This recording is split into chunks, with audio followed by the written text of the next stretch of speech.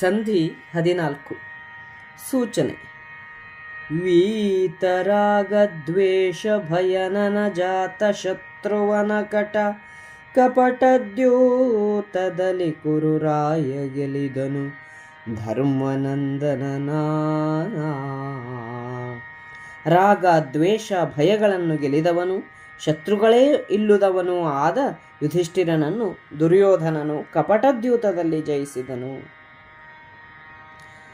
ಕೇಳು ಜನಮೇ ಜಯಧರಿತ್ರಿ ಪಾಲ, ಪಾಂಡವನರಮನೆ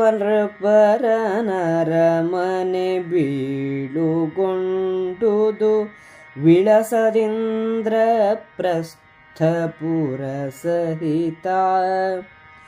ಮೇಲೆನೆಗಳುವ ದುರ್ನಿಮಿತ್ತವ ಆಲಿಸಿದರೆ ದೈವದೋಷ ನಿಮೀಲಿತಾಂತಃಕರಣ ಹತರೈತಂದರಿ ಭಪುರಿಗೆ.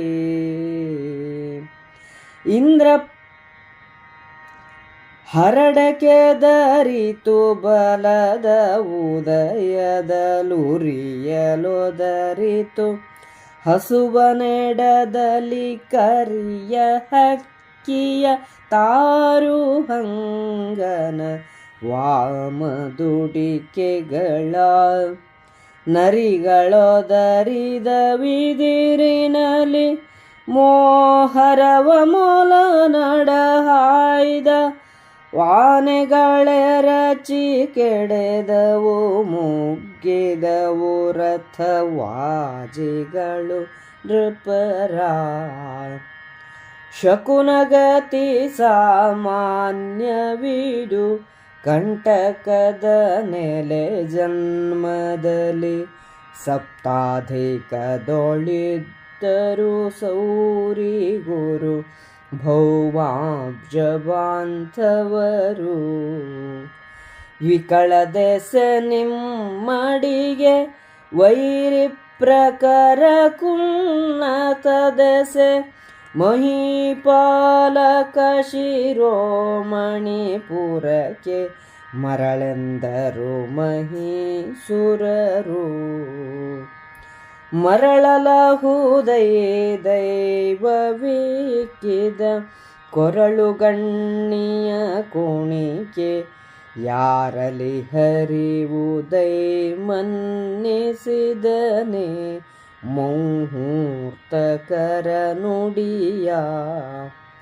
ಕರೆಸುವನು ಧೃತರಾಷ್ಟ್ರ ನಮಗೀ ನರಿಮೊಲಂಗಳ ಹಕ್ಕಿ ಹರಿಣಿಯ ಕರಹವೇಗುವವೆಂದು ಜರೆದನು ಶಕುನ ಕೂವಿದರ. ಇಂದ್ರಪ್ರಸ್ಥದ ಅರಮನೆಯು ವೈಭವಯುತವಾದ ನಗರದೊಂದಿಗೆ ಪಾಂಡವರನ್ನು ಕಳುಹಿಸಿಕೊಟ್ಟಿತು.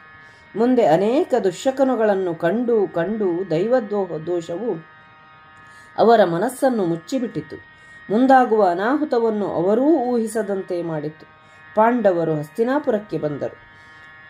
ಹರಡೆ ಅಂದರೆ ಹಾಲಕ್ಕಿ ಬಲದಲ್ಲೂ, ಹಸುಬ ಅಂದರೆ ಹಾರೀತವೆಂಬ ಹಕ್ಕಿ. ಇವು ಸೂರ್ಯೋದಯದ ಸಮಯಕ್ಕೆ ಉರಿಯಲ್ಲಿ ಚೀರಿಕೊಂಡಿತು. ಕಾಗೆಯು ಎಡಕ್ಕೂ ಹಂಗವು ಬಲಕ್ಕೂ ಹಾರಿದವು. ಸೈನ್ಯದ ಇದಿರಲ್ಲೇ ನರಿಗಳು ಅರಚಿದವು. ಮೊಲಗಳು ಸೈನ್ಯವನ್ನು ತಡೆದವು. ಆನೆಗಳು ಗೀಳಿಟ್ಟು ಬಿದ್ದವು.